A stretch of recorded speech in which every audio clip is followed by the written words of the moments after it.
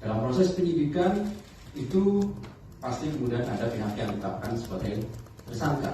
Komisi Pemberantasan Korupsi atau KPK telah menetapkan sejumlah tersangka dalam kasus dugaan korupsi pemaksaan dalam jabatan di Kementerian Pertahanan atau Kementan. Juru bicara penindakan dan kelembagaan KPK Ali Fikri mengatakan, ketika lembaga anti rasuah menyatakan membuka penyidikan, maka sudah ada tersangka yang ditetapkan. Di KPK ada SOP dalam proses penyidikan itu pasti sudah ada yang ditetapkan jadi tersangka, ujar Ali dalam konferensi pers di Gedung KPK Jakarta Selatan Jumat 29 September 2023. Namun KPK belum bisa mengungkapkan identitas para tersangka. Nama mereka baru akan diumumkan secara resmi ketika penyidikan dinilai cukup. Ali tak membantah ataupun membenarkan ketika ditanya soal informasi bahwa Menteri Pertanian Syahrul Yassin Limpo, Sekretaris Jenderal atau Sekjen Kementan Kasdi Subagiono, dan Direktur Alat Pertanian Kementan Muhammad Hatta ditetapkan sebagai tersangka. Seringkali kami sudah jelaskan pada teman-teman ya, bahwa siapa yang ditetapkan sebagai tersangka, konstruksi perkaranya seperti apa, pasti pada saatnya KPK akan sampaikan pada teman-teman semuanya, kepada masyarakat.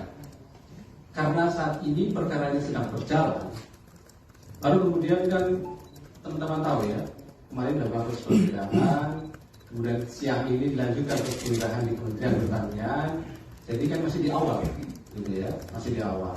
Sehingga tentu kami tidak bisa sampaikan apa yang menjadi materi dari proses penyidikan yang sedang kami lakukan. Tetapi yang pasti bahwa dalam proses penyidikan yang sedang KPK lakukan, ini berbeda ya, karena di KPK itu kan ada SOP tersendiri. Dasarnya tentu di Undang-Undang KPK pasal 44, kemudian KUHP juga dipakai dalam hukum acaranya, begitu ya. Dalam proses penyidikan itu pasti kemudian ada pihak yang ditetapkan sebagai tersangka, gitu ya. Namun siapa tersangka atau para tersangka yang sudah ditetapkan tersebut pada saatnya nanti pasti kami akan umumkan secara resmi, gitu ya. Oke.